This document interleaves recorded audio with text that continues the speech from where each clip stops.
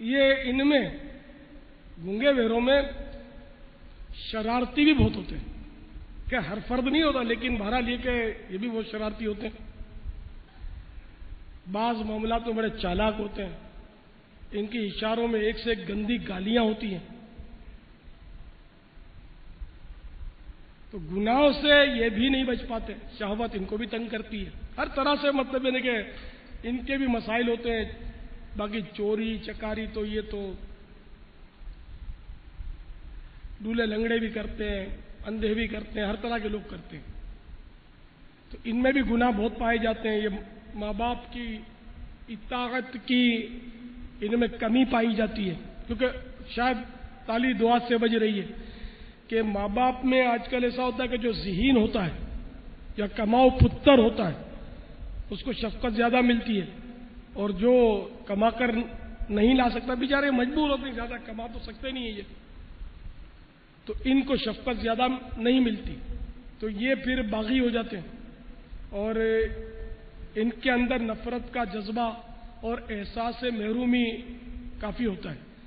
کہ ہم کو ہمارے اندر جو عیب ہے اس کی وجہ سے ہمیں اہمیت نہیں دی جاتی، تو یوں یہ مطلب ماں باپ کی نافرمانی کے گناہوں میں بھی پڑتے ہیں۔ لہذا ان کو چاہیے کہ اپنے ماں باپ کی اطاعت کیا کریں اور ماں باپ کی دل آزاری ہرگز نہ کیا کریں، بھلے ماں باپ اگر آپ کو شفقت کم بھی بالفرض دیتے ہیں تب بھی آپ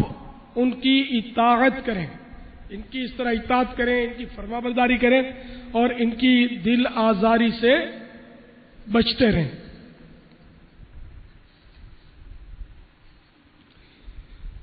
اشارے بھی جس طرح زبان سے فضول گفتگو ہوتی ہے تو اشارے میں بھی فضول گفتگو ہو سکتی ہے، تو اشارہ بھی حسب ضرورت اشارے کیے جائیں،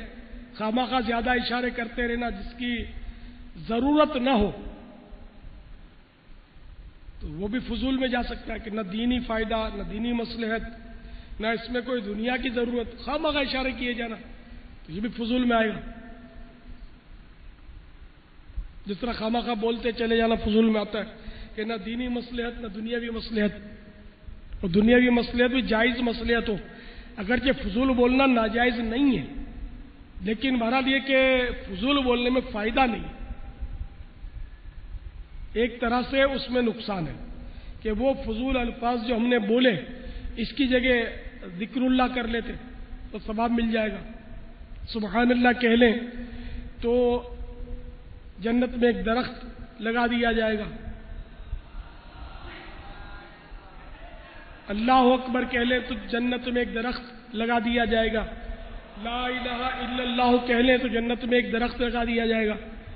اب یہ ہمارے نابینا اسلامی بھائی تو یہ کہہ سکتے ہیں سبحان اللہ الحمدللہ لا الہ الا اللہ اللہ اکبر، اب جن کی زبان بند ہے وہ بولنے پر قادر نہیں ہے، خواہ وہ گونگے ہیں یا عارضی طور پہ زبان ان کی بند ہے، تو یہ لا الہ الا اللہ کیسے کہیں گے، یہ الحمدللہ کیسے کہیں گے، یہ اللہ اکبر کیسے کہیں گے؟ تو ان کے لیے یہ ہے کہ یہ اپنے تصور میں کہہ لیں، تصور میں دہرا لیں اللہ اکبر لا الہ الا اللہ سبحان اللہ،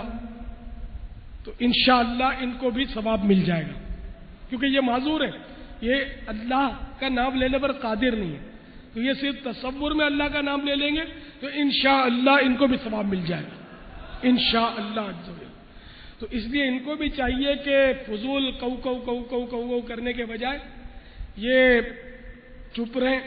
یہ کو کا بھی قیامت کے دن ظاہر حساب تو ہے نا، بلا ضرورت اگر کریں گے تو۔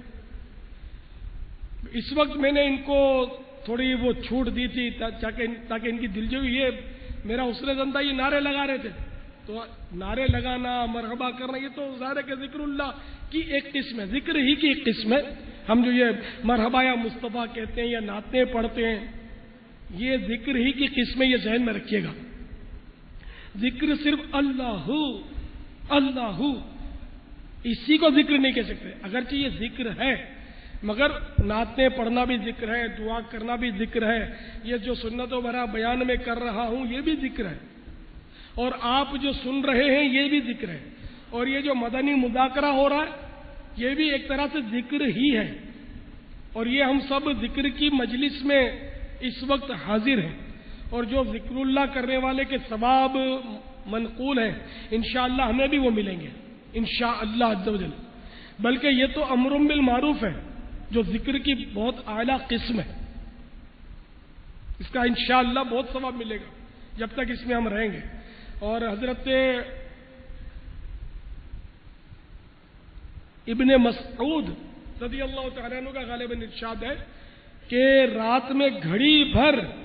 علم دین کا مذاکرہ کرنا پوری رات کی عبادت سے افضل ہے۔ تو الحمدللہ اس وقت ہم ذکر اللہ کی ایک بہترین قسم کو ادا کر رہے ہیں، الحمدللہ ثم الحمدللہ، اللہ کرے قبول ہو جائے۔ تو بہرحال یہ کہ ہمارے ان گونگے میرے اسلامی بھائیوں کو بھی چاہیے کہ وہ بھی گناہوں سے بچیں۔ زبان اگرچہ ان کی الفاظ ادا کرنے پر قادر نہیں ہے، لیکن یہ گھور کر یا زبان سے کہو کہو کر کے بھی دل آزاری کر سکتے ہوں گے، کسی کو جھاڑتے بھی ہوں گے، ڈانٹتے بھی ہوں گے، اور طرح طرح سے ان کے انداز سے گناہ ہو سکتے ہوں گے۔ تو اس لیے خیر سب تو ایسا نہیں کرتے ہوں گے، مگر جو کرتے ہیں وہ توبہ بھی کریں، اگر بندوں کا دل دکھایا ہے تو ان سے معافی تلافی بھی کریں، ان کو راضی کریں، اور آئندہ اس سے بچیں۔ اپنی نگاہوں کی بھی انہیں حفاظت کرنی ہوتی ہے کہ اپنی نظر کی بھی حفاظت کیا کریں۔ اللہ تبارک و تعالی عمل کی توفیق عطا فرمائے ان کو بھی، اور ان کے صدقے ہم سب کو بھی گناہوں سے بچائے، ہمارے سارے گناہ معاف ہو جائیں، آمین۔ واللہ تعالی اعلم ورسولہ اعلم عز و جل وصلی اللہ تعالی علیہ وآلہ وسلم۔ صلو علی الحبیب۔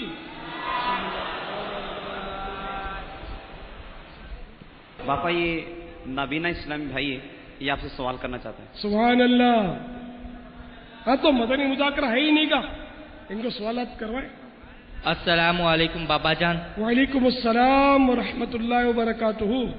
بابا جان یہ ارشاد فرمائیے کہ جو نابینا اسلامی بھائیوں میں کہ نیکی کی دعوت کے لیے جو نا نارمل اسلامی بھائی جو ہے وہ ہاتھ پکڑنے میں بہت کتراتے ہیں، تو اس کے لیے نابینا اسلامی بھائی کو ہاتھ پکڑنے میں کیا ثواب ہے؟ نابینا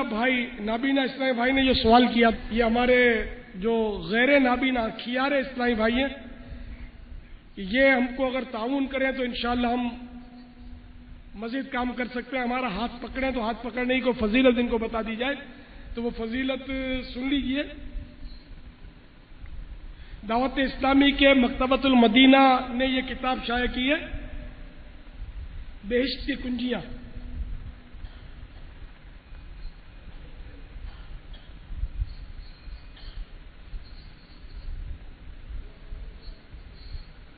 حضرت علامہ عبد المصطفیٰ اعظمی علیہ رحمۃ اللہ القوی کی کتاب ہے یہ۔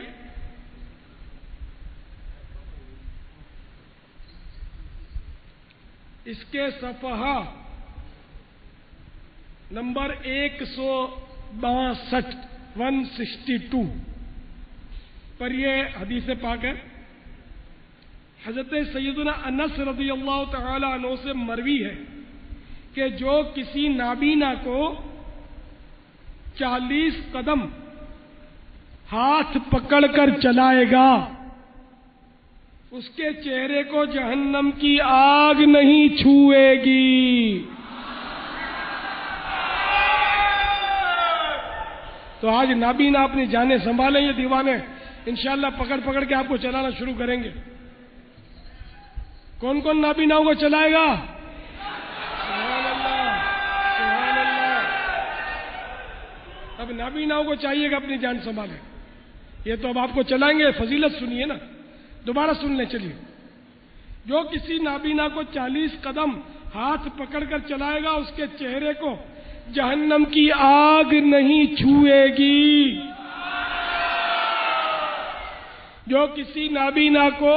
ہاتھ پکڑ کر 40 قدم چلائے گا اس کے چہرے کو جہنم کی آگ نہیں چھوئے گی۔ صلو علی الحبیب صلی اللہ علیہ وسلم۔ بہشت کی کنجیاں ہیں، جنت کی